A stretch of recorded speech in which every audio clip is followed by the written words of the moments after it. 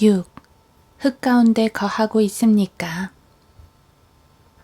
흙에 거하는 너희는 깨어서 노래하라. 주의 이슬은 수풀의 이슬 같으니. 이사야 26장 19절. 회심하고 난 후 얼마 되지 않았을 때만 해도 하나님의 얼굴이 당신을 향해 밝게 빛나는 것을 분명하게 느꼈으리라. 아침에 당신이 깨어나면 하나님도 거기 계셨다. 로렌스는 하루 종일 하나님의 임재를 느끼며 살았다. 그는 주의 만찬에 참여할 때보다 부엌에서 형제들을 위해 음식을 마련할 때가 더 하나님과 가까이 있음을 느낀다고 말하곤 했다. 그리스도인이 다른 어떤 이의 존재나 임재보다도 하나님을 더 잘 인식한다는 것은 참으로 복된 일이다. 아마도 당신도 한 번쯤은 이런 적이 있었으리라. 흙 가운데 거하는 이들. 당신은 그리스도를 자신의 친구라고 느꼈을 것이다. 주님께서는 당신을 쓰셨고 당신과 그분 사이의 거룩한 교제가 지속적으로 오고 갔으니 말이다. 그러나 당신이 이해할 수 없는 어떤 이유들로 말미암아 그 아침 햇살은 사라져서 당신의 삶 속에서 없어져 버렸고 예전처럼 주님과의 교제에서 오는 지속적인 기쁨 속에서 그리스도와 함께 보좌에 앉아 있는 것 대신 이제 당신은 안타깝게도 무관심과 버림받음의 흙구덩이 안에 내던져진 것이다. 꽤 오랜 시간 동안 당신은 울부짖어 왔을 것이다. 나의 하나님, 나의 하나님, 어찌하여 나를 버리셨나이까. 그러나 그 이유가 무엇인지는 전혀 모르고 있다. 만약 당신 편에서 어떤 죄나 마땅히 해야 할 의무를 소홀히 한 것의 결과가 아니라면 아마도 하나님은 당신이 그분의 얼굴에서의 그 환한 빛을 사모하는지 아니면 정말 하나님 그분 자신을 사랑하는지 확인하고 싶어서 그러셨을 가능성도 있다. 때로 손자들이 내 집에 와 머물곤 한다. 그럴 때면 나는 밤에 귀가할 때 사탕을 몇 개 사오곤 하는데 그러면서 나는 나를 몹시 기다리고 있을 손자들의 얼굴을 떠올리며 그 아이들의 명랑한 목소리를 듣기를 기대한다. 그러나 어떤 날은 아침에 나가면서 오늘은 선물을 사오지 않을 것이라고 말하고 나간다. 그랬는데도 손자들은 그날 밤 내가 귀가할 때 그 작고 초롱초롱한 눈을 하고서 나를 기다리며 현관에서 왔다 갔다 하는 것이다. 그런 모습을 볼 때면 이 아이들은 내가 무엇을 가져다 줘서가 아니라 바로 나를 사랑하는구나 라고 느낀다. 나의 친구여, 이것을 잊지 말라. 하나님이 그분 자신과의 달콤한 교제를 당신에게서 거두어 가신 것은 당신이 보이는 것에 의해서 사는 것이 아니라 믿음으로 사는 법을 가르치기 위해서이며 이를 위해 당신은 그와 같은 경험을 겪고 있는 것이다. 이와 동시에 나는 당신이 주님의 얼굴에서 나오는 빛을 잃어버리고 버림받음과 차가운 무관심의 흙구덩이 가운데 있는 것을 마음속 깊이 동정한다. 과거 언젠가 당신은 주님을 분명히 인식했었고 기도 가운데 그리스도를 모셔올 수 있었을 것이다. 어떤 때는 기도하는 것이 헛수고인 것처럼 느껴진 적도 있지만 반면 전화로 친한 벗과 얘기하듯 그리스도의 임재를 인식하기도 했을 것이다.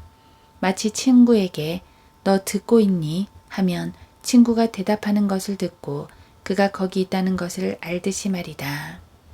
우리의 인생에서 그리스도께서 너무나 실제적이어서 우리의 마음을 적은 편지들을 우체통에 넣는 대신 직접 주님의 손에 놓기도 하고 또는 정말 우리가 그분께 말했기 때문에 편지를 쓸 필요가 없었던 때가 있었을 것이다. 그러나 그리스도와 대화하는 법을 배운 이들은 얼마간의 시간이 지나면 직접적인 교제가 없어서 매우 어색해진 것을 느낄 것이다. 그런 때면 기도들이 하늘로 올라가는 대신 우리에게 떨어져 버리고 모든 전서구들, 편지를 배달하는 비둘기가 바다에 빠져 익사하듯이 우리의 기도도 그렇게 된 것 같아 마치 편지들이 목적지에 도달하지 못하고 다시 돌아와서 여기저기 어지럽게 흩어져 버린 것처럼 느껴진다. 이와 같이 메마른 삶은 그 사람에게 황폐감을 가져다 준다. 우리는 이러한 자들을 흙 가운데 거하고 있는 자라고 부를 수 있을 것이다. 어쩌면 더 이상 당신 앞에 놓인 목표가 없을지도 모른다. 사람은 목표가 자신 앞에 있는 동안에만 살아갈 수 있다. 이는 마치 알프스의 정상들이 저 멀리서 우리에게 손짓하는 동안에만, 즉 실현시켜야 할 뭔가가, 성취해야 할 뭔가가 남아있을 때만이 앞으로 전진하는 것이 가능한 것과 마찬가지이다.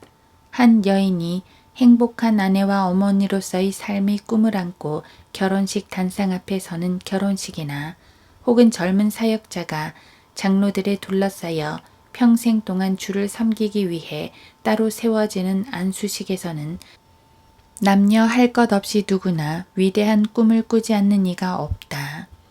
자신의 목표들이 자신 앞에 놓여 있는 한 그는 진정으로 죽을 수 없는 것이다. 나는 어떤 사람들은 자신이 품은 목표 때문에 생명을 유지하고 있다고 믿는다. 그러나 침울해 있는 중년의 여인들을 만나보라. 그것은 참으로 슬픈 일이다.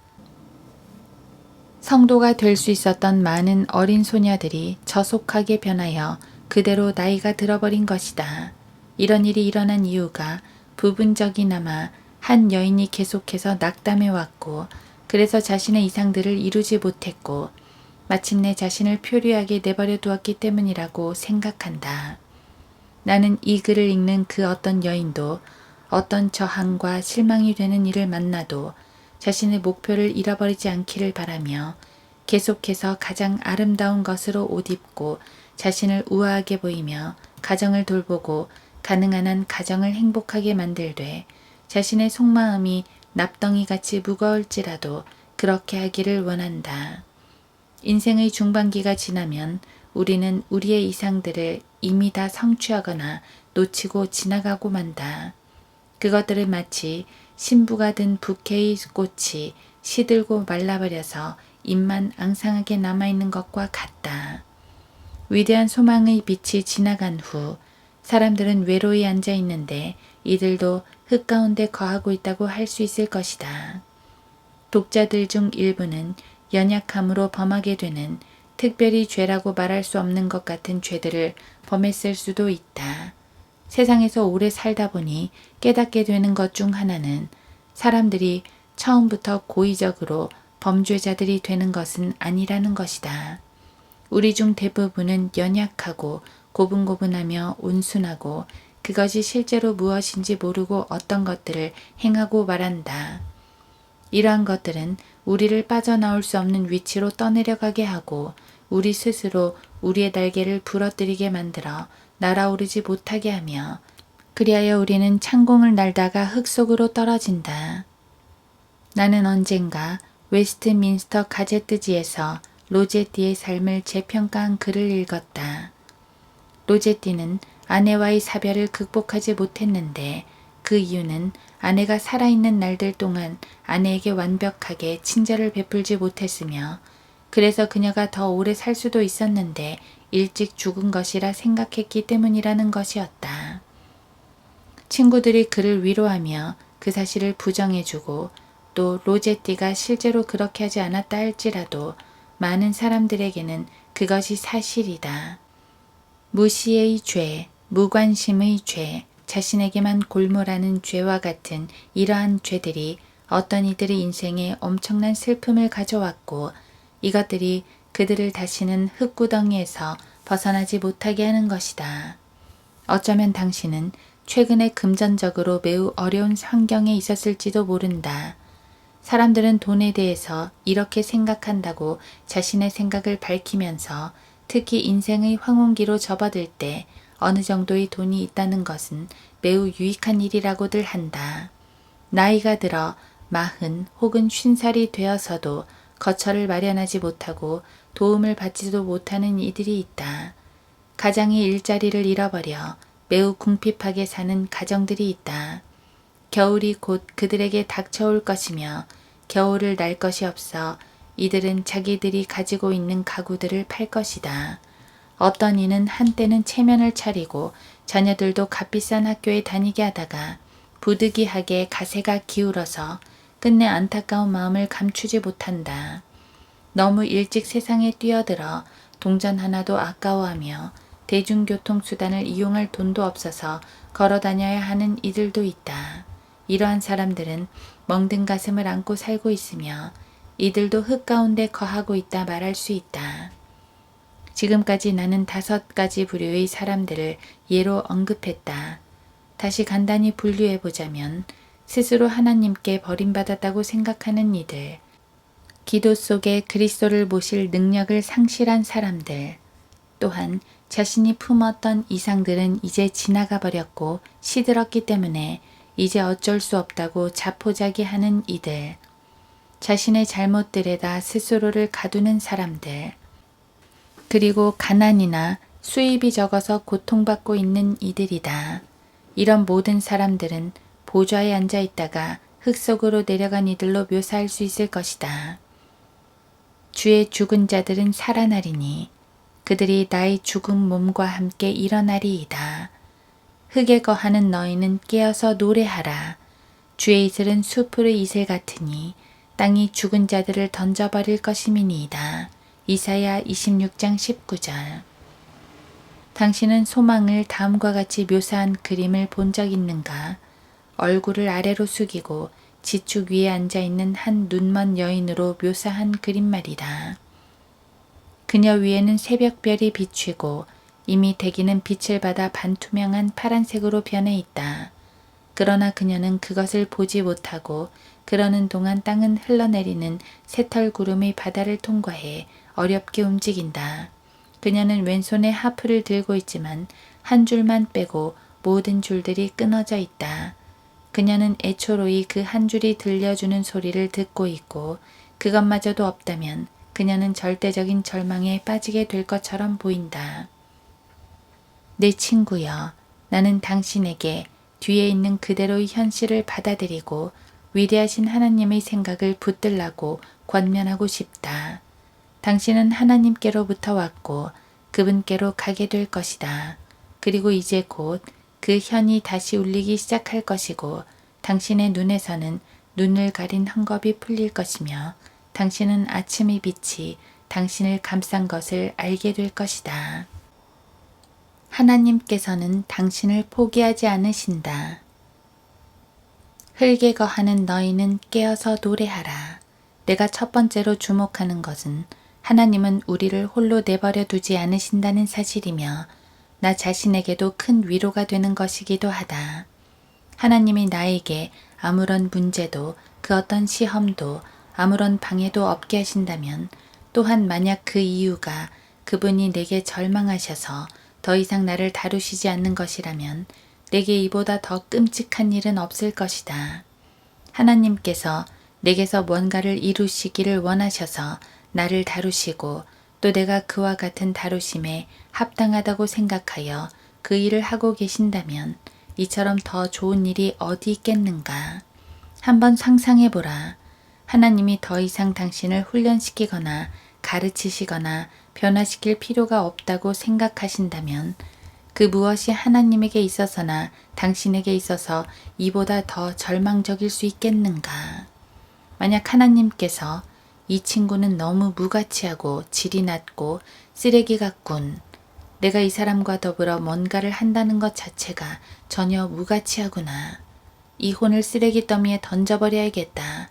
라고 하신다면 어떻게 하겠는가. 차라리 더 귀중한 그릇에서 덜 귀중한 그릇으로 또한 보좌에서 흙 가운데 끌어내려지는 것이 훨씬 더 낫지 않겠는가.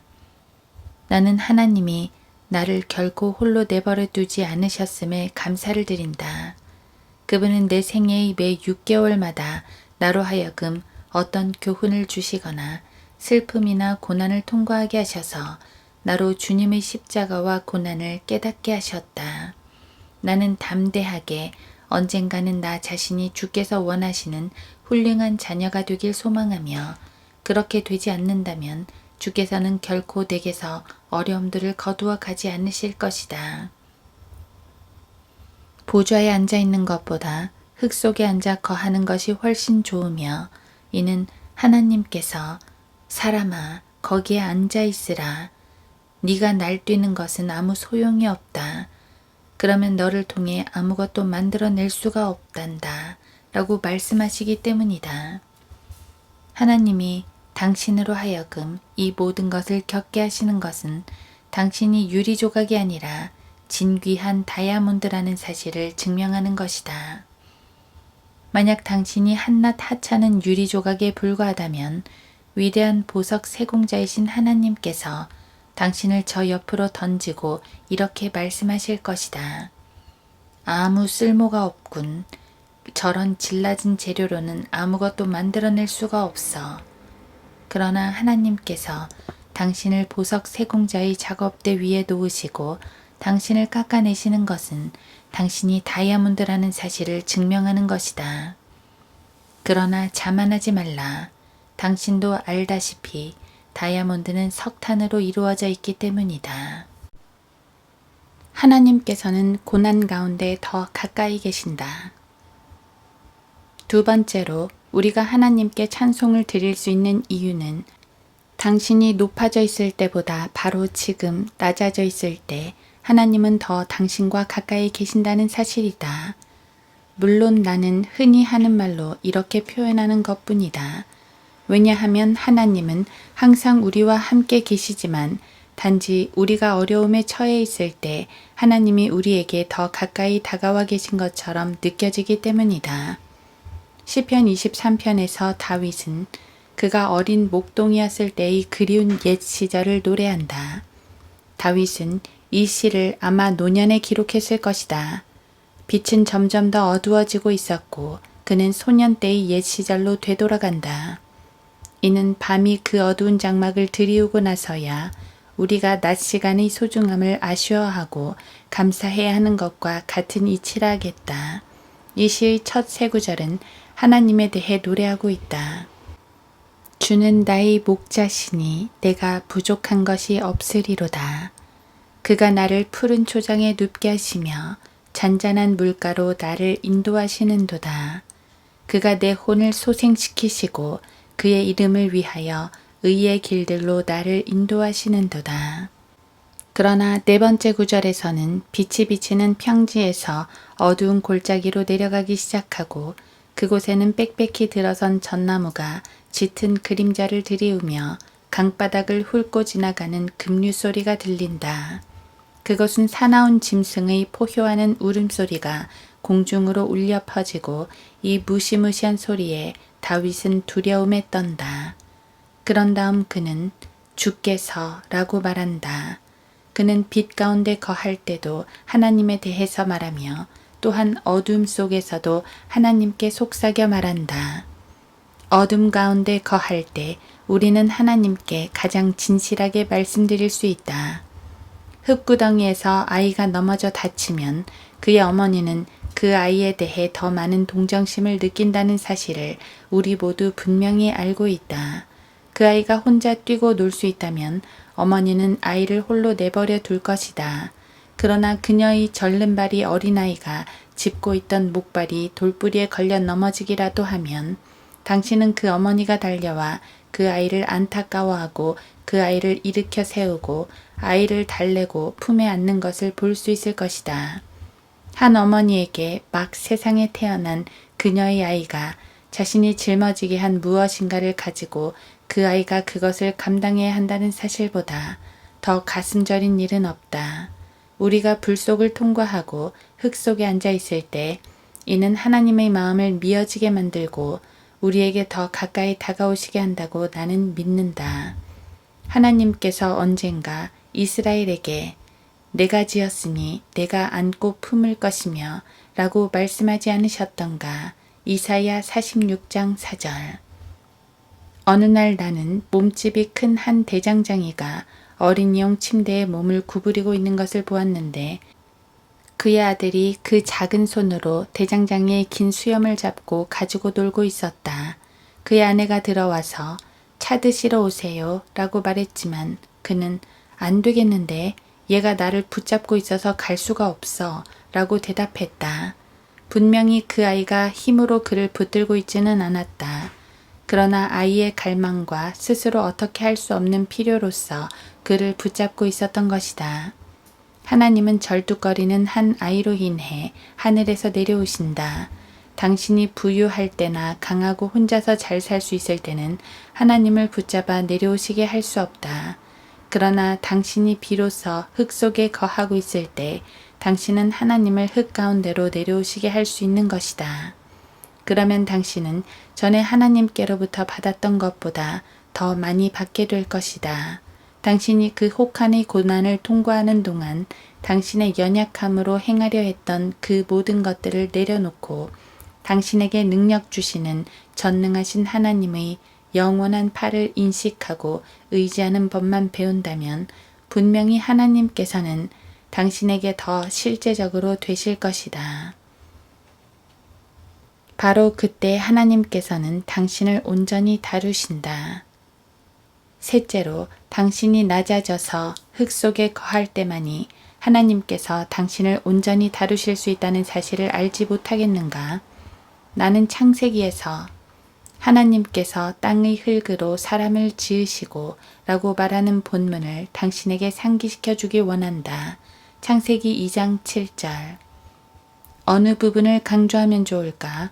하나님께서 땅의 흙으로 사람을 지으시고 혹은 하나님께서 땅의 흙에서 사람을 지으시고 하나님께서 땅의 흙으로 사람을 지으시고 당신이 어디를 강조하든지 하나님의 말씀은 놀라운 조화를 이루고 있다. 하나님은 바위로 사람을 짓지 않으셨다. 하나님은 흙으로만 몸의 형체를 만들 수 있으셨다. 왜 어린아이들이 모래가 있고 물이 있는 곳을 좋아하는 것일까? 사람들은 해변에서 휴가를 즐기면서 이렇게 말한다. 너무 멀리 가지 마라. 그곳에는 조약돌 뿐이니까. 조약돌은 무엇인가? 그것들은 만들어질 때는 흙이었지만 이것이 다시 흙이 되려면 자연이라는 거대한 기계의 수없는 가공 과정을 거쳐야 한다. 아이들은 모래가 있는 해변을 좋아하는데 왜냐하면 아이들의 조그마한 삽으로 모래를 담고 그것으로 언덕들을 만들며 깊은 골짜기도 만들고 조그마한 숲과 성들과 집들을 만들 수 있기 때문이다. 아이들이 모래를 가지고 만들 수 없는 것이 없는 것처럼 보인다.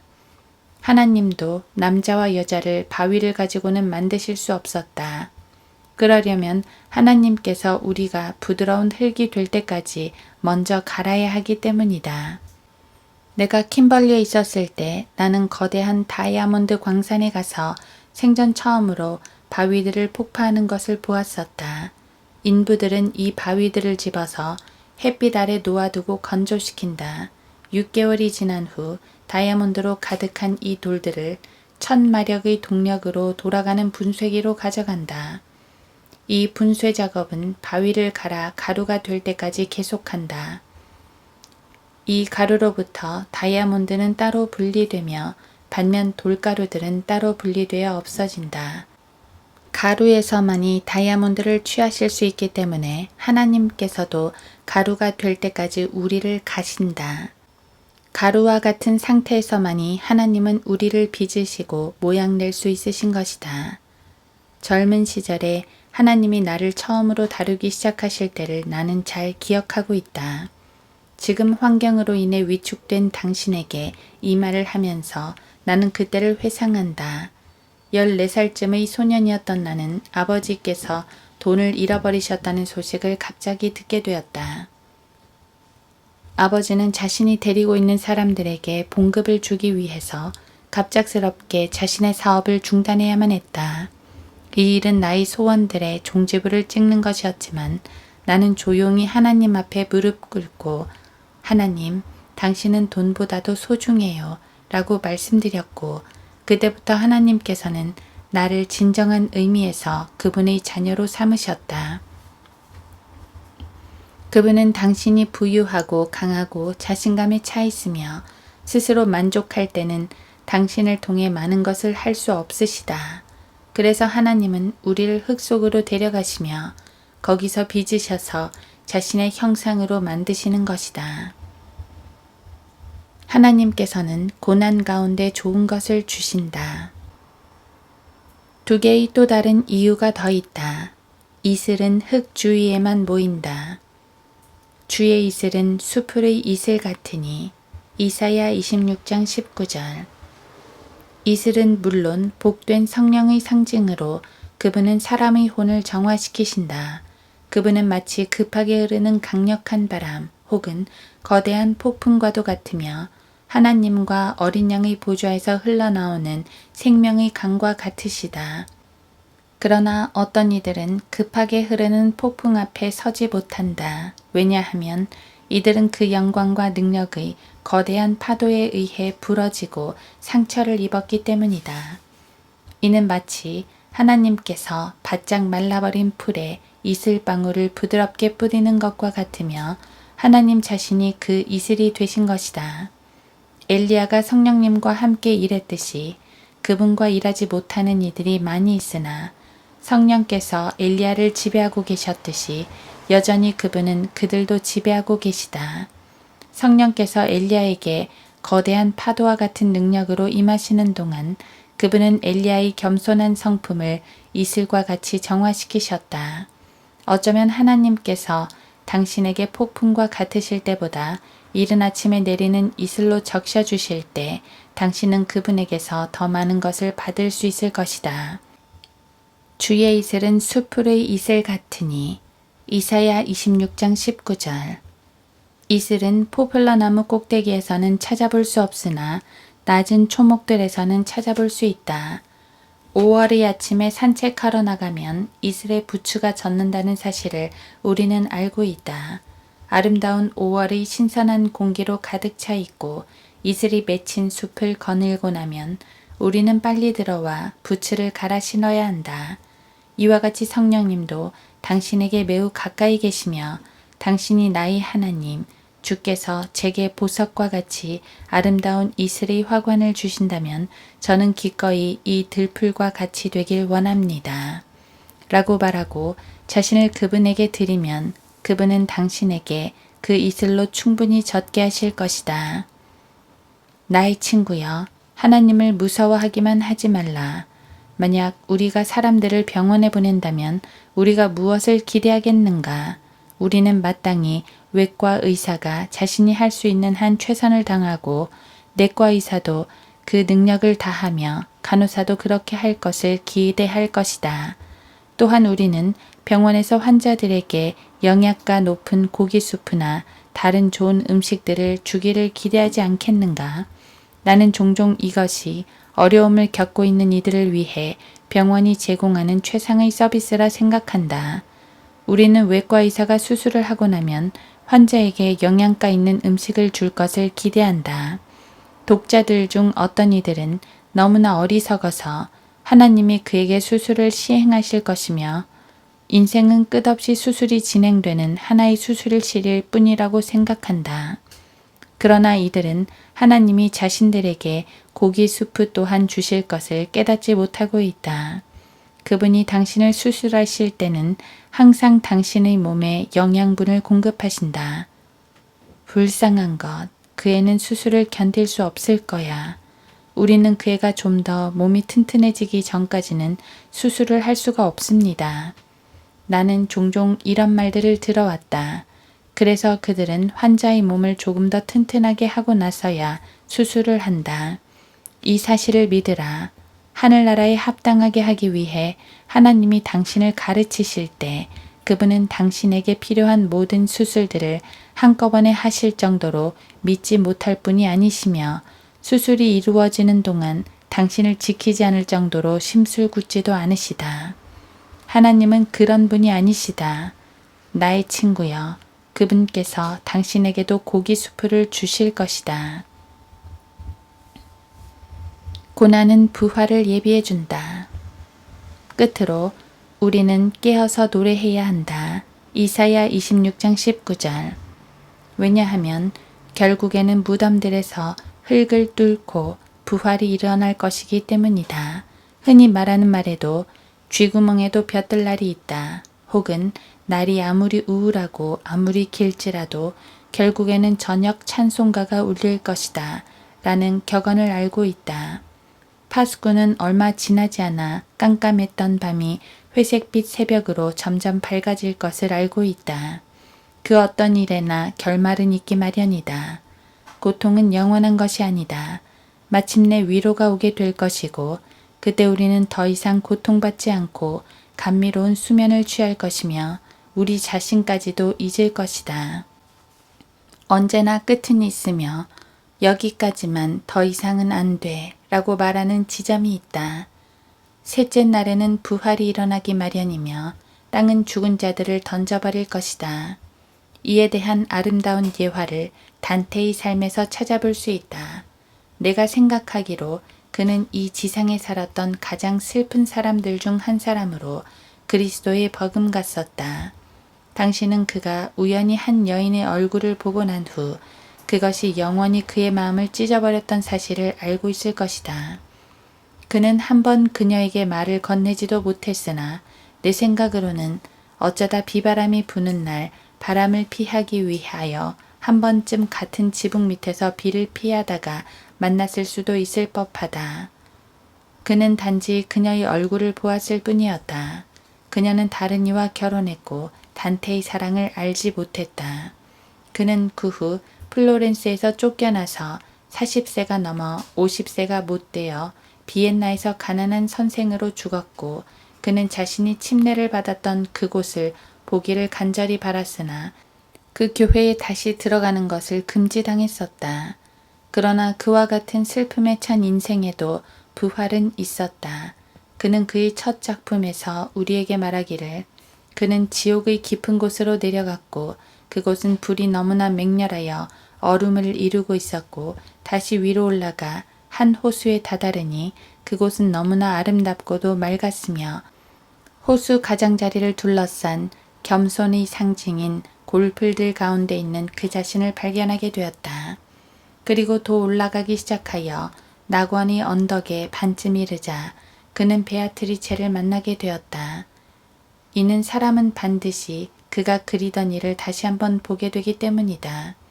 당신도 당신의 베아트리체를 만나게 될 것이다. 당신은 자신이 되기를 간절히 바랐던 일을 볼 것이며 자신이 그렇게 되기를 원했던 일을 그리고 자신이 그렇게 되고자 시작은 했으나 결코 성취하지 못했던 바로 그 존재를 만날 것이다. 언젠가 어디에선가 당신은 자신의 베아트리체를 만나게 될 것이다. 그리고 베아트리체는 당신의 손을 이끌고 장미가 가득한 낙원으로 인도할 것이며 그곳의 꽃잎들은 거룩한 혼들일 것이고 그 꽃봉오리는 바로 하나님 바로 그분일 것이다. 이것이 바로 한 남자나 여자가 마침내 부활에 다다르는 길에 대한 위대한 시에서 얻을 수 있는 교훈이다. 당신 안에는 옥에 갇힌 그리스도께서 거하시며 당신 안에는 고귀한 왕족의 가능성이 있다.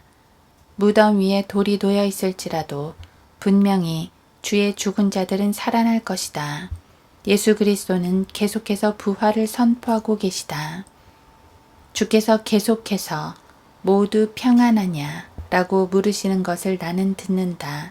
마태복음 28장 9절.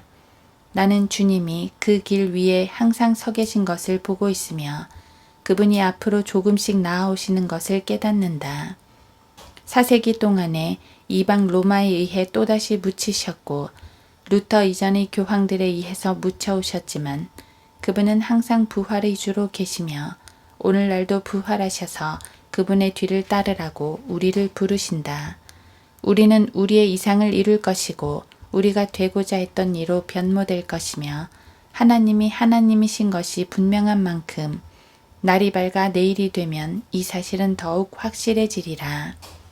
고난을 당했던 이들은 통치하게 될 것이며 지난 겨울 흙 속으로 내려가 차가운 죽음을 당한 이들은 반드시 봄과 여름과 가을도 누릴 것이다. 예수님의 무덤에까지 내려간 이들은 어느 날 아침에 일어나게 될 것이며 그들은 그들의 승천하신 주님을 따라 안개와 폭풍을 넘어 순결하고도 복된 하늘로 바로 하나님께서 모든 것 안에 모든 것이 되신 그곳으로 올라갈 것이다. 그리고 우리의 죽을 이 천한 몸에서 자유롭게 되고 우리의 두려움에서 구원을 받아 우리의 모든 고통들과 슬픔들의 열매를 거둘 것이며 우리는 승리하여 시간과 죽음을 정복할 것이며 생명 가운데서 빛을 비추되 그 생명이 절정에 이르는 곳까지 올라갈 것이다.